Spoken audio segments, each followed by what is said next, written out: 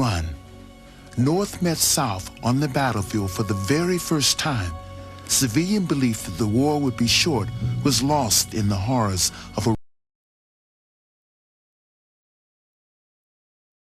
part of Civil War Journal. Sometimes I feel like a motherless child. Sometimes I feel like a motherless child.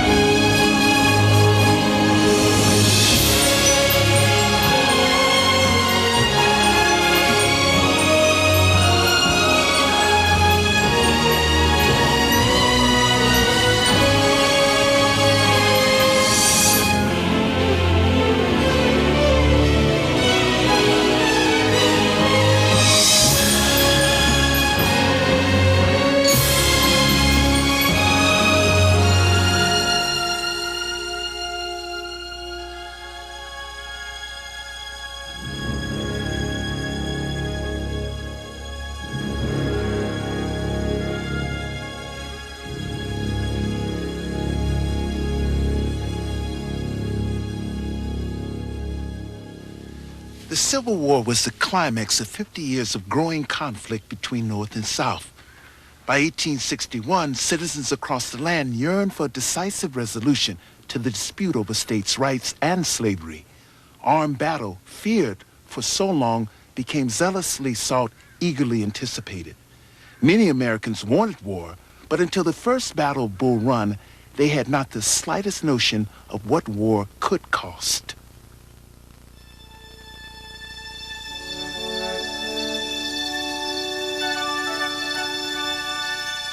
All the armies of Europe, Asia, and Africa combined, with all the treasures of the earth, could not by force take a drink from the Ohio, or make a track on the Blue Ridge in a trial of 1,000 years. If destruction be our lot, we must ourselves be its author and finisher. As a nation of free men, we must live through all time, or die by suicide. Abraham Lincoln, 1838. Before Bull Run, no Americans really understood what the war would mean. They couldn't, because there was nothing in the American experience that could possibly have prepared them for what they were going to have to endure. Both sides were living in a dream world. This was a moonlight and romance kind of attitude that both sides had, which explains this joyful spirit of enlisting, men dashing to the recruiting offices, absolutely petrified the war might end before they could get in and seek their red badge of courage, as a battle wound was called in those days. Neither expected the other to be able to fight, so both went forward filled with confidence that not only would they have a victory, but that they would have an easy victory. It would be a short war, a summer's war, and by fall they would all be home. By the summer of 1861, North and South were so far apart they could not even agree on a name for the war's first great clash. Each side named battles differently. The North would name its battle after the closest stream. The South will name its battle after the closest town. So this first explosion in the North will be called the Battle of Bull Run. In the South, it will be known as the Battle of Manassas. Not only the attention of the country, but the attention of the world was focused on the Manassas-Washington front. None of the things that Americans had been involved in resembled in scope or intensity what was about to begin on the plains of Manassas in July '61. Long divided by economic and cultural differences, America had finally reached the breaking point. There were many issues that divided North and South. As you go through the 1840s and the 1850s, the issue dividing them begins to crystallize into slavery. That's an issue that people can understand easily.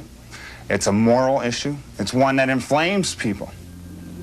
Our new government is founded upon the great truth that the Negro is not equal to the white man. Confederate Vice President Alexander Stephens, 1861. Half of the Southern population were slaves. The average Southerner wondered at the time, what happens if all of these slaves are suddenly free? Who's going to take care of them? More than that, there was a tremendous and mostly unvoiced fear of what they called racial amalgamation. That is, if slaves became free, sooner or later, white and black would intermingle. And this terrified Southern society and culture. With Lincoln's election as president in 1860, the so-called United States consisted of 34 states. By the time of his inauguration in March 1861, 7 deep Southern states had formed a new nation. The Southerners viewed themselves as really fighting a second American Revolution. They were seeking liberty, and they were seeking independence, which the American colonies had done in 1776. When they were called rebels and Southern soldiers were nicknamed Johnny Rebs, they took no offense at this whatsoever because their grandparents had been called the American rebels by the British government. Within weeks of Lincoln taking office, Southern forces captured a federal garrison at Fort Sumter outside Charleston, South Carolina. When finally the firing on Fort Sumter takes place on April 12th of 61, it's like a lightning bolt to a powder keg. It's what finally releases all the pent-up emotions of decades. The military excitement in Washington is intense. Civil war is actually upon us, and strange to say, it brings a feeling of relief. The suspense is over. Congressman John Sherman, April 1861. Lincoln called for 75,000 troops to crush the rebellion. Outraged, the Upper South joined the Confederacy. Lincoln, in their eyes, was not raising an army to further defend the flag, which was his constitutional obligation. This was an army they saw raised to invade the South. And there's no way Lincoln's going to invade the Confederacy without marching across border states like Virginia and North Carolina and Tennessee. If we are conquered, we will be driven penniless and dishonored from the land of our birth.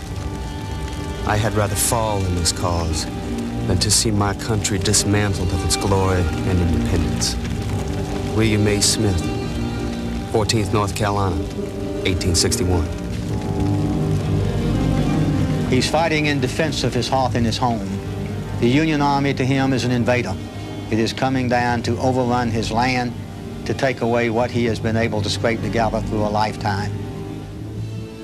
Southerners saw themselves as fighting in self-defense, but could not imagine what motivated their enemy. Southerners could not envision why Northern boys would die for something as vague and flimsy as the Union. What they did not know, of course, was that 1 out of every 5 Billy Yanks was an immigrant, that men had traveled halfway around the world on behalf of this little flimsy dream known as the Union. It's difficult for us to understand now in the late 20th century what Union meant to Northerners in the mid-19th century. The United States represented a democratic beacon to the rest of the world, and if we let this beacon be snuffed out by dismemberment of the Union, the world may lose something that it can never regain. There may not be another spark that will lead to another democratic society such as the United States. It's something worth fighting for and something worth dying for.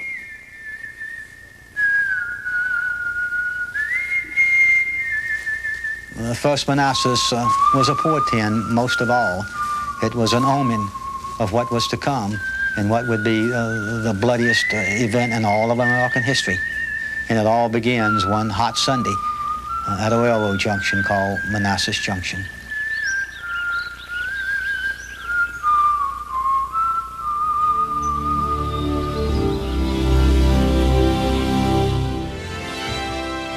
The average American of the 1860s was a small-town farmer often living his entire life within a few miles of his birthplace. His experience of war was limited to the heroic tales of George Washington and the Revolution. So when the Union and the Confederacy called for soldiers, young men from Maine to Texas rushed to share in the glorious adventure.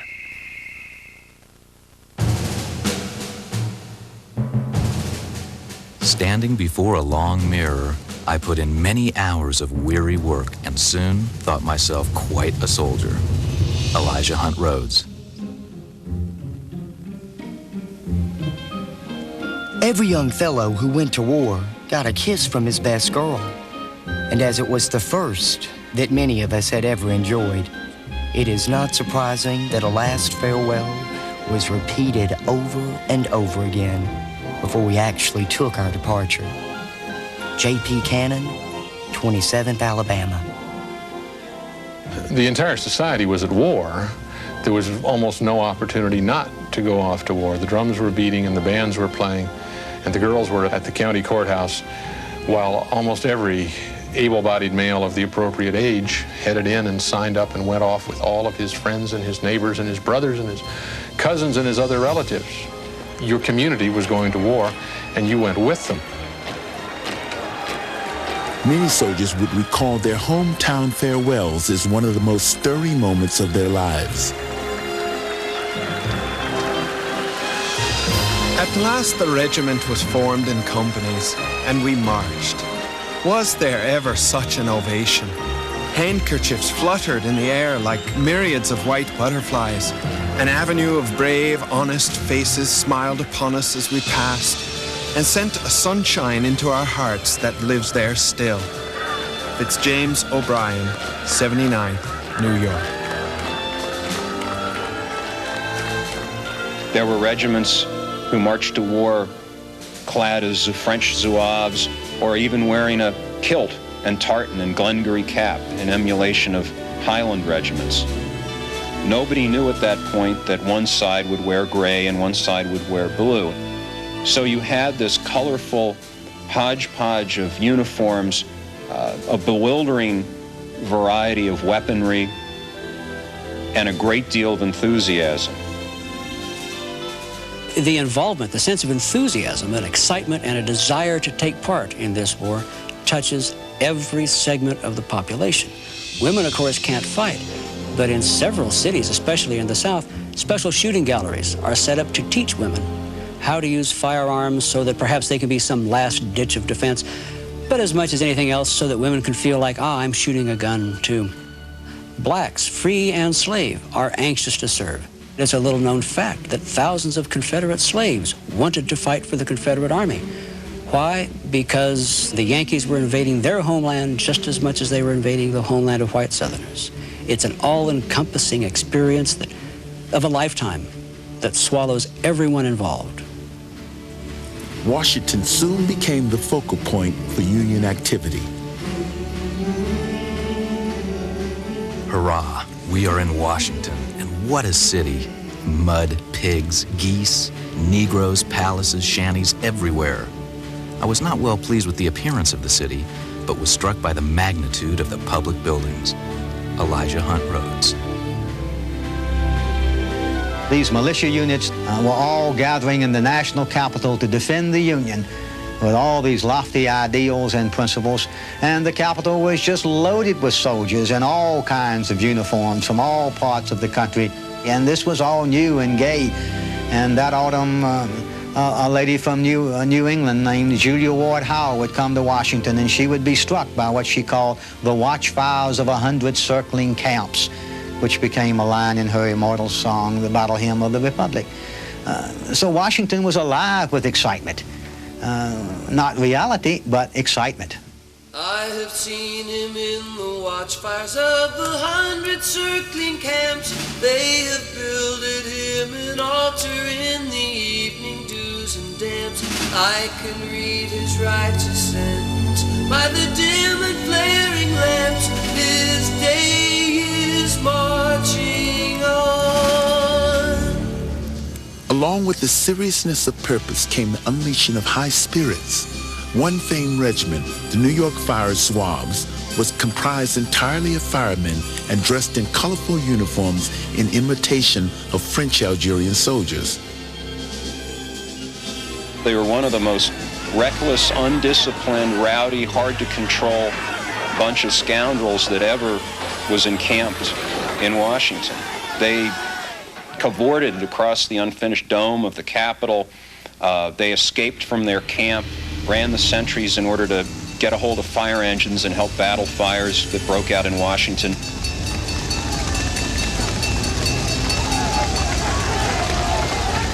The Zouaves were organized and commanded by Colonel Elmer Ephraim Ellsworth, a debonair young militia officer and a close friend of the Lincoln family.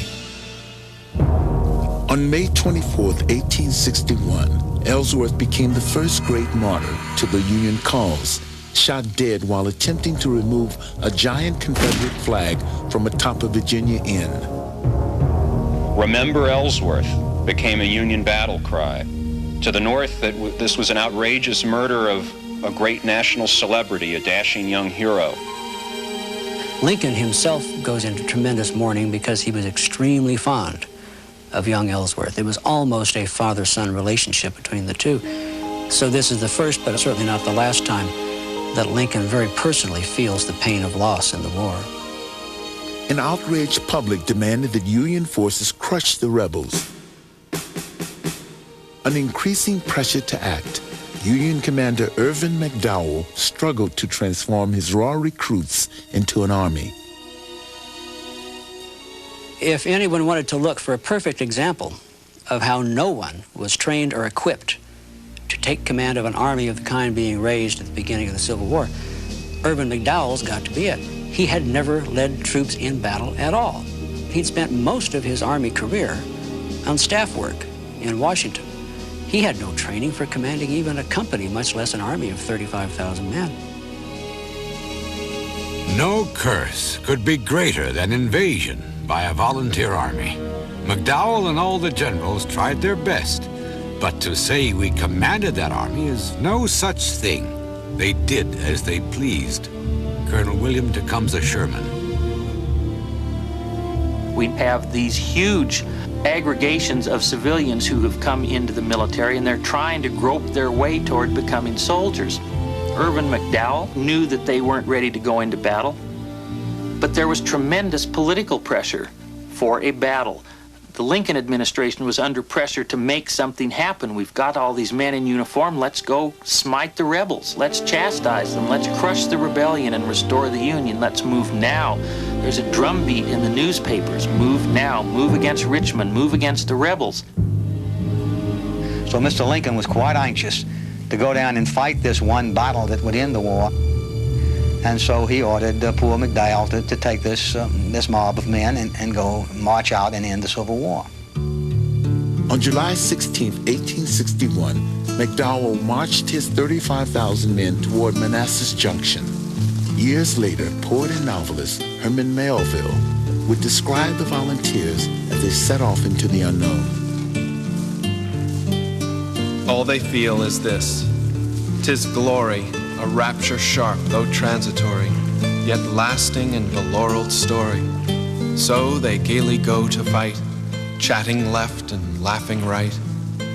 But some who this blithe mood present, as in lightsome files they fare, shall die ere 3 days are spent, perish, enlightened by the volleyed glare.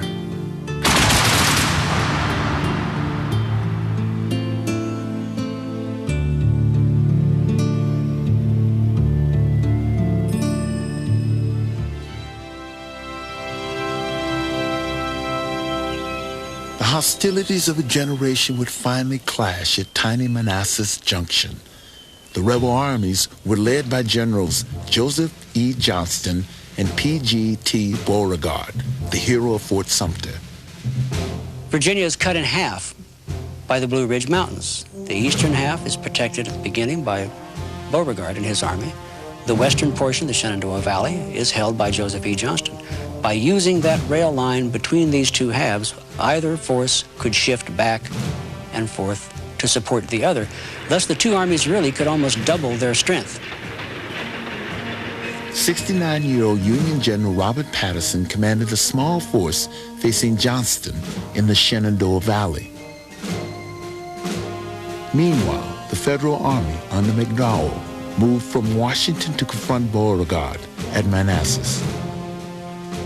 McDowell moved very slowly toward Manassas, moving 30,000, 35,000 men over a road, only marching 6, 8, 10 abreast at best. Could mean that your column could be stretched out for 10 miles. And all it took was one slow regiment someplace to deadlock everybody behind them. On top of which, McDowell was simply slow himself. He was terrified. He did not want to be making this campaign because he knew he and his army weren't ready. The young soldiers soon discovered that this was no holiday excursion. They expected to make a quick march and have a quick victory, and that march would just prove to be a nightmare for them. They're bumping into each other. They're having to double time a mile here and stand in position an hour there. The food is running out. The heat is awful. The humidity is awful. It was just a horrible ordeal for these men. As the Union Army crept forward, Beauregard stood on the banks of Bull Run, anxiously awaiting reinforcements. It's difficult to overemphasize just how hair's breadth a thing this Battle of Manassas was for the Confederates. As of the morning of July 18th, Beauregard is on his own along Bull Run with an army of only about 18 to 20,000 men, and he knows that McDowell's Yankee army is in front of him with a strength perhaps of 35 to 37,000 men. Unknown to Beauregard, Johnston had already decoyed Patterson into holding his position. And while Patterson wrote messages to Washington assuring Washington that Johnston's army was still in the Shenandoah Valley, Johnston was in fact marching over the mountains and about to board the trains to join Beauregard on the plains of Manassas. All during the day before the main battle, most of the Federals can hear the steam whistles on locomotives coming into Manassas Junction and going out. And a number of McDowell's officers suspect that what's happening is that Beauregard is receiving substantial reinforcements, but they don't know for sure. Despite misgivings, McDowell issued the final battle orders. As night fell, on July 20th, soldiers on both sides knew that the dawn would forever change their lives.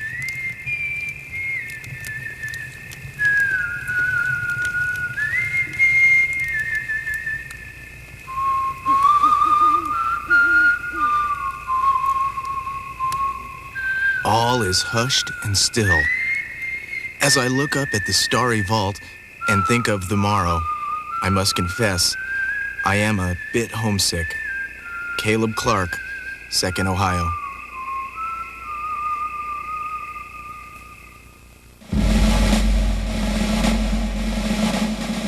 At 2 o'clock, one drum sounded through the camp and was repeated through the numerous camps around us. And in half an hour, 40,000 men stood ready to battle for the Union. Union Private Edwin S. Barrett. One of McDowell's mistakes was starting his movement on Sunday the 21st so early in the morning. He started at 2:30 a.m., long before the sun came up. Night marches were difficult for veteran troops, never mind men who had never marched more than 5 miles in their lives. Many of the Union troops, when they reached that battlefield at Bull Run, were in a condition of almost utter exhaustion. They had been marching for several days through the heat and dust. They had had to cut their way through the brush. They had had to march towards the battle. They were covered with sweat. Their legs were chafed. The wool uniforms were sticking to their clammy flesh. Minutes before encountering the enemy, Union soldiers were greeted by the sight of Washington high society. Literally hundreds of civilians rode out on their buggies that Sunday. They came out with their picnic baskets and in their carriages, and they spread their blankets on the bare hillsides, and there they sat like participants in a great grandstand watching this battle unfold. Those people in their frilly carriages, carrying their picnic lunches, faithfully reflect what this nation expected this war to be like. They thought it was going to be a picnic. Fire! At 10 a.m., the Union Army drew first blood. 10,000 Federal soldiers attacked at Matthews Hill, overwhelming 1,000 Confederates. The air was filled with a medley of sounds: shouts, cheers, commands, oaths, the sharp retort of rifles, groans, and prayers. Arnold Williams, 2nd Rhode Island.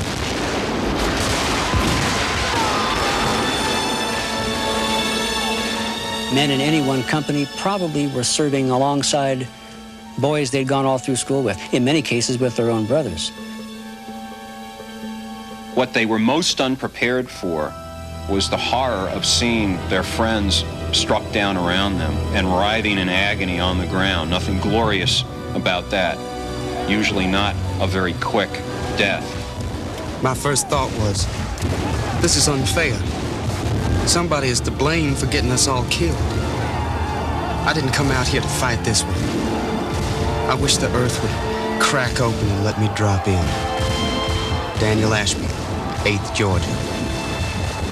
The technology had outpaced the tactics, and that meant that men would go marching up to their deaths in tight formation, elbow to elbow, just as Napoleon's men had done, when the weapons had progressed to an extent that those formations could be torn to pieces at a much greater range.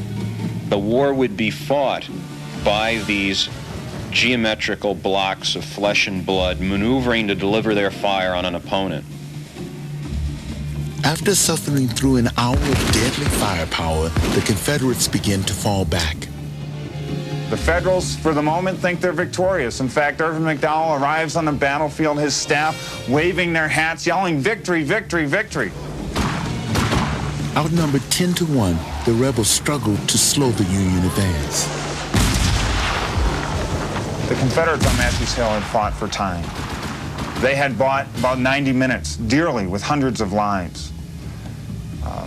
But Irvin McDowell followed those 90 minutes by awarding the Confederates 2 hours of time cost-free, simply because he stopped. And it was that delay, more than any other, that would turn the tide of this battle.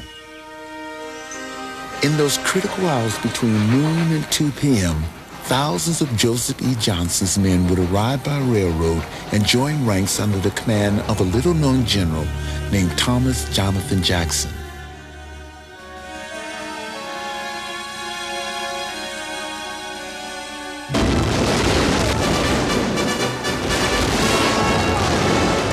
As the battle entered a critical phase, what had been fierce fighting turned ferocious.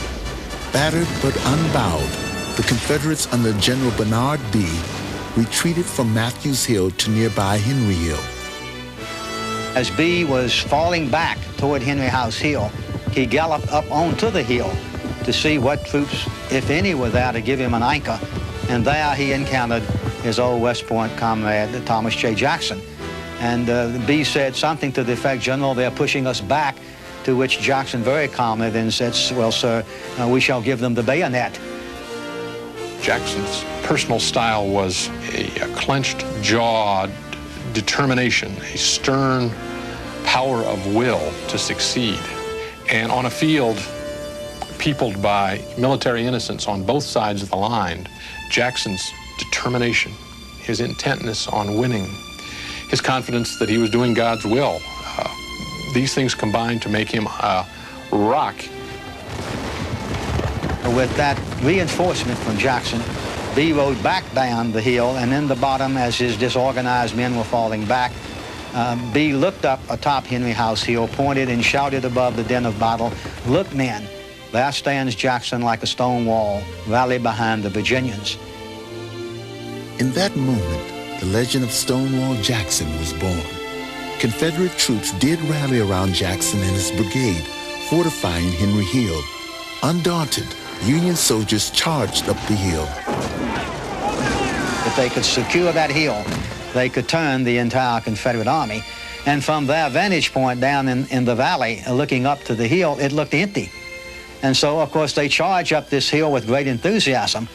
And about 30 yards from the top of this hill, suddenly from behind the brow of the hill, up rises this Confederate brigade from the Shenandoah Valley of Virginia, which just delivered a point-blank volley of musketry right into their faces. A recently invented form of ammunition, the minie ball made musket fire from both sides far deadlier than in earlier wars. The bullet itself would often careen around inside the body, shattering bones, tearing vital organs and arteries. It's one reason why you have so many amputations in the Civil War. The caliber of those bullets, .58 caliber, was so great that the damage incurred couldn't be rectified even today with anything other than amputation. There just wasn't anything left of the bone. There were at least 40 men, some with both legs shot off, others with horrid flesh wounds. They lay so thick around me that I could hardly step between them, and every step was in blood. Some besought me to kill them and put an end to their agony. Union Private Edwin S. Barrett. With Jackson's forces gaining strength, McDowell brought out the Union cannons. They rolled 2 artillery batteries up to within about 300 yards of Jackson's line. Jackson's men hunker down below the slope of the hill. Union shells whistle over their heads. What McDowell apparently wanted to do was to roll his cannon up and blast a hole in the Confederate line. That's what Napoleon had done. But Napoleon didn't have rifles to contend with. Confederate guns from atop the hill decimated the artillerymen. There was never such a destructive fire. It looked as if every horse and man of that battery just laid down and died right off. Union Lieutenant William Averill.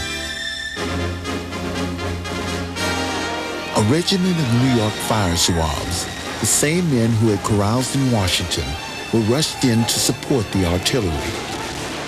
These men who hadn't quite figured out yet how you deploy exactly from column into line were sort of stumbling about the field, their officers shouting and cursing, trying to get them in some sort of formation. Into the confusion rode Colonel James Ewell Brown Stewart and his Virginia cavalry.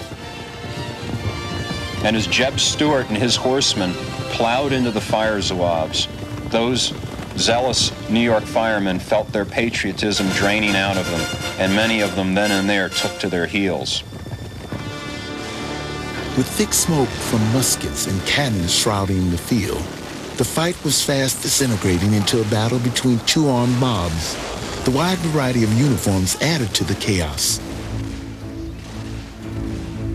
There was a symphony of color on the plains of Manassas that, once the shooting started, often became very deadly, because one of the hallmarks of the First Battle of Manassas is that these men simply had a hard time figuring out who was who on the battlefield. At Bull Run, both armies had some troops in blue. With the fighting at its most intense, Union Artillery Captain Charles Griffin spotted a line of blue uniforms bearing down on his position. Charles Griffin saw a Confederate line of battle coming toward him, and he turned his 2 guns on those Confederates. But as he did so, his commanding officer came up to him and said, "Don't fire there. Those men are Union men." And Griffin said to him, Griffin was a pretty cantankerous fellow, he said, "I swear for the world, those men are Confederates." And the commanding officer said, "No, those are your battery support. I just sent them there." They leveled their guns at Griffin's battery, and they fired a volley. And Griffin said later, "That was the end of us." The men in blue were in fact the Virginia 33rd Infantry. Their assault captured the Union batteries, turning the tide of battle. His forces in disarray, Irvin McDowell committed one final blunder that sealed defeat. Instead of sending in his attacks by full brigades or by even a division, he sends in a regiment at a time. And what happens is when one regiment attacks against 3 or 4 regiments of the enemy, that regiment gets cut up. McDowell then sends in another regiment. The same thing happens to them, and it's very easy to use up a major portion of your army achieving nothing. As Union soldiers died by the hundreds, Confederate reinforcements from the Shenandoah Valley poured in to support Beauregard and Jackson. Every minute that passed during the fighting on Henry Hill meant more Confederate troops would be arriving on the field. And by 4 o'clock that afternoon, the Yankees had no regiments left to put into the fight. Overwhelmed by fresh troops, the Federals fled the battlefield in final defeat. The faces near me were inhuman. We didn't see our foes. They were obscured in smoke and trees. One of my close comrades was smashed by a solid shot. And what reply could we make to that? Men fell writhing and others melted from sight. And we saw the glitter of bayonets coming against our flank. And we heard the order to retire. Union Major Abner R. Small.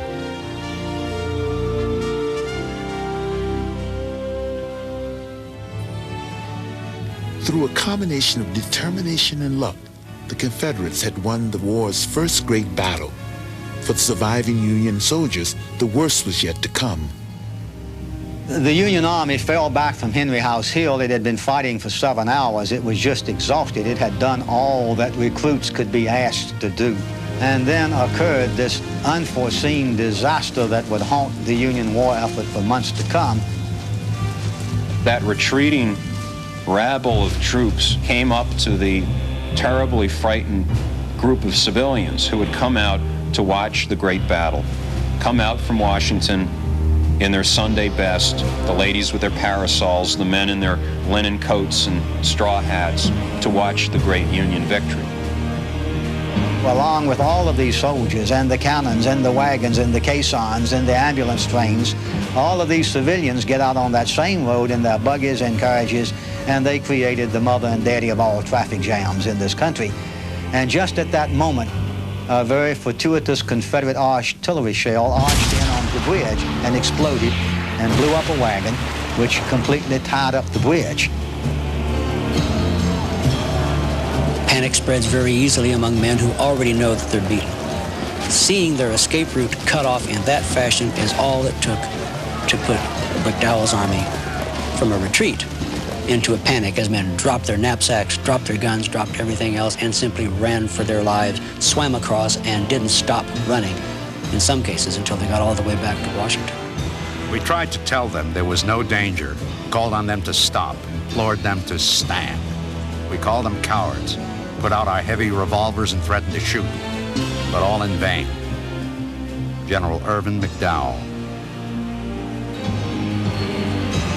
Prominent civilians were taken prisoner by the rebels, including New York Congressman Alfred Ely, who was brought before Colonel E.B.C. Cash. Cash absolutely exploded with a tremendous string of oaths, which essentially boiled down to, "You son of a bitch, you're one of the politicians who caused this war. If it weren't for people like you, there wouldn't be a war now, and I'm going to kill you." And he pulled his pistol, the colonel did, and tried to get a clear shot at Ely, who was crouching behind the sergeant so that the colonel couldn't get a clear shot at him. And there's this comic opera going on of an officer spurring his horse around and a civilian crouching behind a sergeant so that he won't be shot on the field. Congressman Ely escaped with his life, but would spend the next several months in a Confederate prison. Meanwhile, remnants of the Union Army fled 20 miles to Washington. One Confederate wag noted after the battle that it took the Union Army 4 days to get to Bull Run, and it took them only 12 hours to get back to Washington afterwards. Those 12 hours were an ordeal, reeling from exhaustion. Awake for as long as 30 hours, the Federals staggered through the night. I suffered untold horrors from thirst and fatigue, but struggled on, clinging to my gun and cartridge box. Many times I sat down in the mud, determined to go on no further, and willing to die to end my misery. Elijah Hunt Rhodes. As dawn broke on July 22nd, Union soldiers began to trickle back into the capital. For civilians in Washington, to get the first sight of their returning soldiers and men covered with dirt, some covered with mud, not carrying their weapons, hands, heads, arms bandaged, with panic on their faces, had to be the most demoralizing sight that a national capital could encounter. When Lincoln himself saw it, he could only say to another congressman nearby, "It's bad, it's damned bad." For a few anxious days, Washington was gripped with the fear of a Confederate attack. But the rebels were far too disorganized to press their advantage. Washington remained safe, and shame over the defeat and retreat gave way to a newfound determination to win at all costs. One of Lincoln's first actions, just a few days after the battle, was to issue a call for 500,000 volunteers. He followed that almost immediately with a call for another 500,000 volunteers to serve for 3 years. So he has put out a call for 1 million men, which shows that he now had a much better understanding of what he was facing. Flushed with victory, the South at first believed that the war was over, but euphoria turned to mourning as the population realized that its victorious army had suffered grievous losses. In a few days, every local newspaper starts to publish the lists of the boys from that county or that town who went to war and went to the great battle and who are now not going to be coming home. It was the first taste the Confederate civilian population had of what the war was going to be like. They couldn't hear the guns, perhaps. They didn't see the blood on the battlefields, but in the black and white of newsprint, they could see the cost of the war that they were now engaged in. Suddenly, the moonlight and magnolia aspect of war disappears. Now it's no longer the bands playing gaily and the flags flying beautifully. Now it's going to be a stinking war, a war that smells, a war with blood, a war with death. Once the excitement of battle faded, these men saw something that no American had ever seen before, and indeed no American had truly expected. 900 dead, 3,000 wounded, scattered across these fields. Strategically, both sides went back to where they had been. Didn't amount to much. But emotionally, it was a signal that this war would be different. It would be fought on a higher, infinitely more awesome and destructive level. I cannot give you an idea of the terrors of this battle. For 10 long hours, it literally rained balls, shells, and other missiles of destruction. The sight of the dead, the cries of the wounded, the thundering noise of battle can never be put on paper. The dead, the dying, and the wounded all mixed up together. Friend and foe embraced in death, some crying for water, some praying their last prayer, some trying to whisper to a friend their last farewell message to the loved ones at home. It is heart-rending. I cannot go on any further. Mine eyes are damp with tears. Jesse Reed, 8th South Carolina.